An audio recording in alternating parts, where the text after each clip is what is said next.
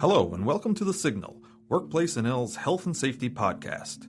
WorkplaceNL is the Workers' Compensation Board in Newfoundland and Labrador, Canada. The focus is to promote safe and healthy workplaces, provide return-to-work programs, and offer compensation to injured workers and their dependents. This series of podcasts will provide you with the latest information on how workplaces can protect the health and safety of workers. Please enjoy the show.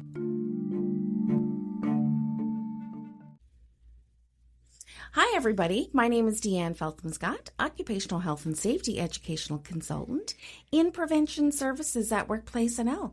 Today, I'm joined by Sheri Philpott. Sheri is a Senior Health and Safety Advisor, and she's going to be filling us in today on all of the changes that are coming with Prime starting in January of 2025. Welcome, Sheri. Thanks. It's great to be here. Okay, Sheri, let's begin by giving a brief overview of what Prime is. Tell us a little bit more. So essentially, Prime is WorkplaceNL's employer incentive program. Through Prime, employers can get a rebate for meeting their Prime practice requirements and managing claim costs through early and safe return to work programs. Under Prime, an employer can receive two different types of financial incentives. The first is the practice incentive, which is a behavior-based component that rewards an employer's efforts. Employers may receive a 5% practice refund on their average annual assessments by having good occupational health and safety and return-to-work programming. And then we have the experience incentive, which is based on claims cost results. Employers are given an experience incentive cost range, and the employer's actual claims costs are compared to this range at the end of the year. Employers who manage their claims costs through early and safe return to work programming can receive an experience refund, while employers that have high claims costs may receive an experience charge. Employers who maintain their claims costs within the range will get neither a refund nor a charge, as the claims costs came within the range that was anticipated. Employers must first qualify for the practice refund in order to be considered for the experience refund. However, employers will always be subject to the experience charges when applicable. Okay. There are specific requirements that employers have to meet dependent on their employer category, and we can go into detail of that in a little bit. So the Prime program began in 2005. I mean, that's 20 years now that we've had this incentive program available to employers. Why are we changing it up now? Well, over the last number of years, the last 20 years or so, there has been minor changes that have occurred to the program. However, we haven't really done a big evaluation or a revamp of the program, and 20 years is a long time. It is. Things change. So it was time to conduct a full review of the program to determine how it can be improved, if it's being effective, is it achieving what we wanted it to achieve. Yeah. To do this, WorkplaceNL committed to consulting with their stakeholders. So what we did is we went out across the province, we spoke with our stakeholders, held some meetings and some review sessions and stuff like that, and we got feedback from the stakeholders. We asked them what was working well, what was not working well, and where they saw improvements could be made. Yeah. Based on the results from that review, several recommendations for revisions to the program were made. And these changes are being put in place to reflect those recommendations from the review. Right. Revising the Prime program will also provide an opportunity to refocus on health and safety in the workplace, as well as return to work programming to help employers improve across the province. Yeah. So, Sheri, stakeholder consultation is really important for us here at WorkplaceNL. Yes. And, getting their feedback about what's working and what's not working is an important piece in continuous improvement. Right. So can you explain the changes that are being made as a result of this consultation? Absolutely. We wanted to make sure that the program is working for the people that it needs to work for. If we were just arbitrarily made changes, then we wouldn't be certain that it was going to make the appropriate effects that we thought it was going to. So that's why we reached out to stakeholders, and we got a lot of great feedback from that. So we wanted to make some changes based on the recommendations that came from those stakeholder sessions, and we will talk about that. But first, I want to talk about what's staying the same. Okay. So there are a few things within the Prime program that are not changing, and that includes the financial incentives. So the financial incentives will remain the same for both the practice refund and the experience refund or charge. So it's still going to be 5% for the practice refund, and it's still going to be based on the claims cost range for the experience refund. Employers must still pass their practice incentive in order to access their experience incentive, and audits will still be conducted to verify if an employer's responses are actually be put into place. Right. As well as construction employers will still be required to do core certification in order to access prime refunds. Right. So the changes to prime program will apply to the practice incentive requirements. Specifically, we're changing the employer categories and what each category will need to do to receive their prime refund. So in original prime, the prime categories were small, medium, and large. Transitioning into the new updated program, we're going to have Path 1 and Path 2 employers. Path 1 employers are going to be employers who have less than $10,000 in average base assessments, regardless of the amount of workers at their work sites. Okay. Or they have $10,000 or more in average base assessments and have less than 20 workers at every work site. Okay. So you can think of that as a Path 1 employer has less than $10,000 in average base assessments, or they have less than 20 workers at every work site. That's the simple way to think about it. Yep. Path 2 employers will be employers that have $10,000 or more in average base assessments and have at least one work site that has 20 or more workers. Right. It's important to note that Path 1 category is effective now. Okay. So throughout 2024 and 2025, we rolled in Path 1. Right. And Path 2 will be transitioned in as we go into 2026. So throughout 2023 and 2024, we rolled out Path 1. And those employers that fall within the Path 1 category are required to follow the new requirements. Right now. Mm-hmm. And throughout 2024 and 2025, Path 2 employers will be working on developing and implementing their new requirements. Right. And in 2026, Path 2 will be fully rolled out and new audits will be scheduled. We will still have medium and large employers during the transition due to the change in the average assessments value that is required. So it used to be $48,000 was a threshold limit, and now it's $10,000. So there are a number of employers that fall within the medium and large category that will still remain in medium and large until 2026 when we roll out Path 2. So tell us a little bit more about the Path 1 practice incentive requirements. Absolutely. So like I said, Path 1 has already rolled out, so these employers are required to follow these requirements now to receive their prime practice refund. So all employers that fall within Path 1 category will be required to complete foundational education on occupational health and safety responsibilities, as well as the importance of effective return to work programming. They must have a trained OHS committee, worker health and safety representative, or designate in place at each applicable worksite in accordance with legislation. So what that means is they need to have an OHS committee at any worksite that has 20 or more workers, and they need to have a worker rep or designate at any site that has less than 20 workers.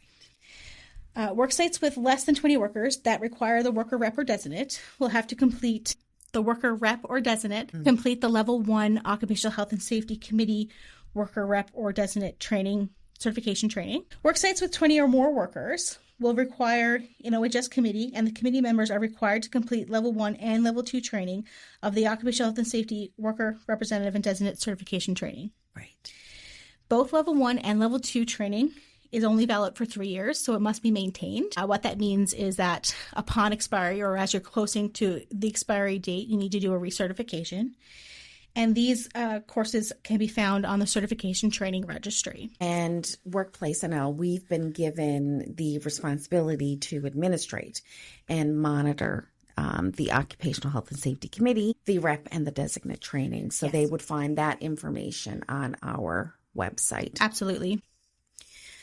Employers must also complete 5 prime education courses. They have to complete 2 per year until all 5 are completed. These courses are free to take and include an introduction to early and safe return to work, introduction to musculoskeletal injuries, introduction to finding and managing hazards in the workplace, and the 2 new courses which will be available in January of 2025 is the Introduction to Workplace Inspections and Introduction to Investigating Incidents. Compliance with the requirements in this category will be determined electronically through WorkplaceNL's Certification Training Registry, or CTR.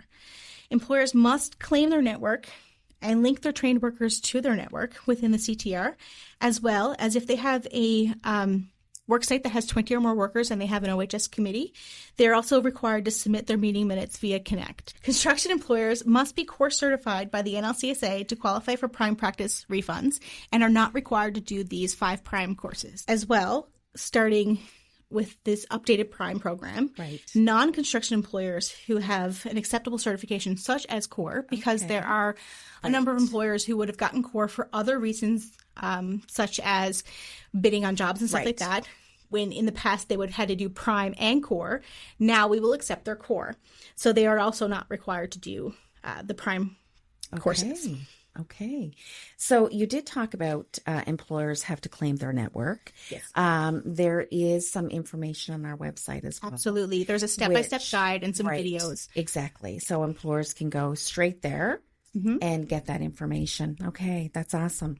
So what about Path 2? What are the practice incentive requirements for Path 2?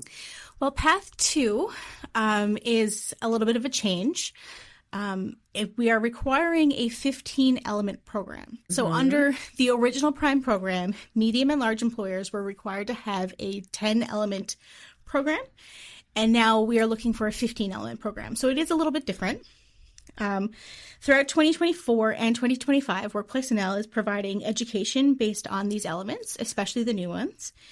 And we've also released a Procedure 507, which is titled Prime Path 2 Employers OHS Certification Criteria, which can be found on our website. The easiest way to find that would be to put Procedure 507 in the search bar, and it should come up right away. Yeah. But this procedure outlines in full detail what is required under each element. As well as our health and safety advisors will be available to advise employers while they're developing these new programs.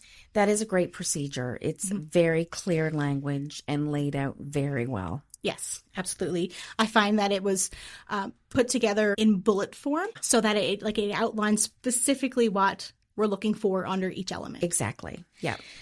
So these elements, these new elements, a lot of them are the same. Some of them are a little bit different. I'm just going to briefly outline what these elements are. Yep. So we've got leadership commitment, which we used to call leadership administration, but we changed it to commitment because it better outlines what we want the outcome of this element to be. Exactly.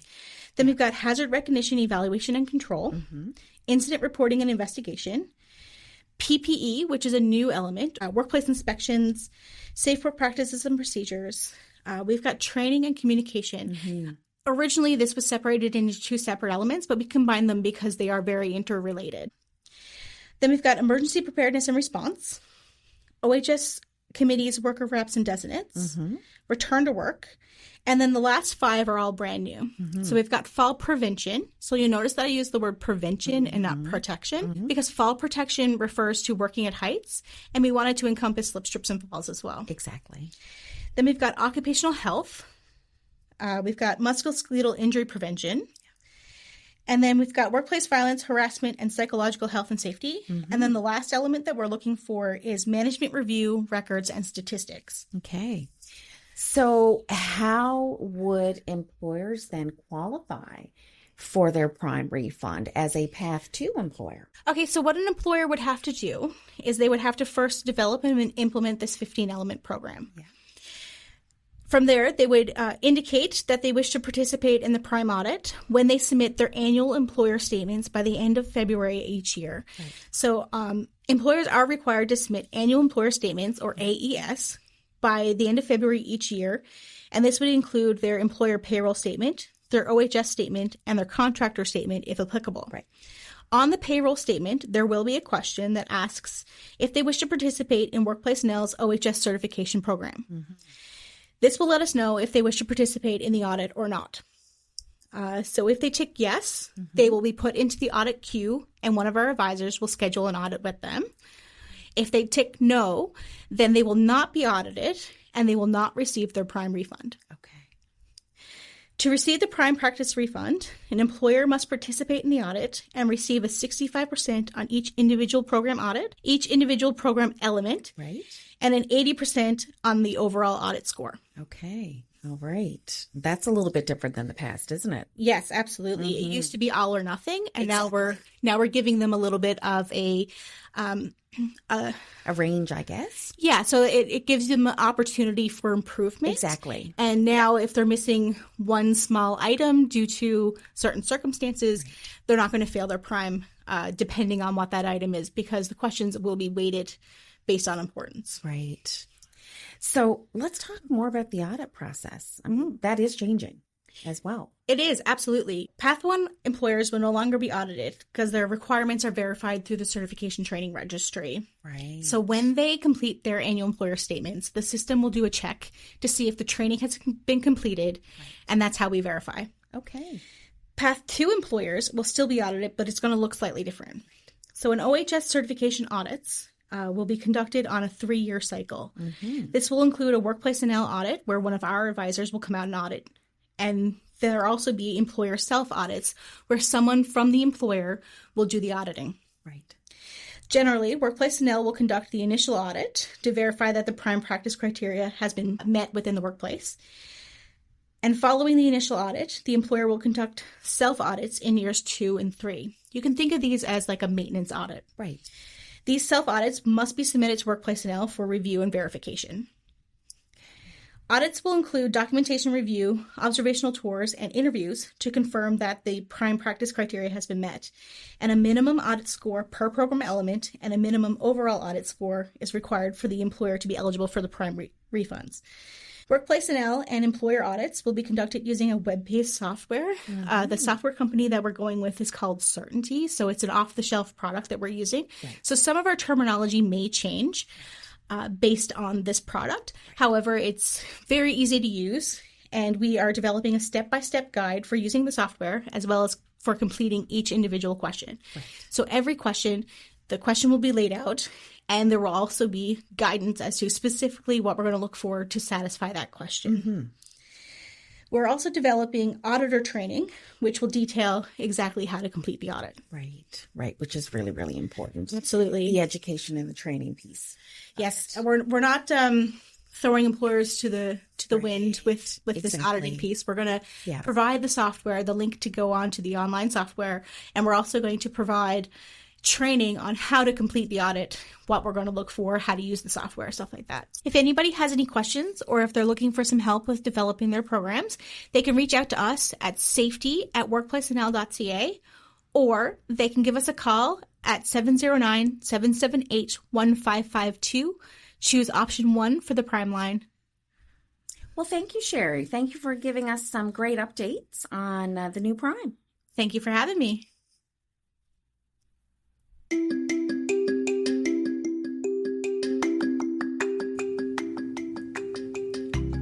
Thank you for joining us today. Transcripts are available to use in your workplace to increase workers' knowledge in various occupational health and safety topics. Visit WorkplaceNL.ca for more information on the services we provide to workplaces. Feel free to share the signal on social media to improve workplace health and safety everywhere. Thank you, and have a safe and healthy day.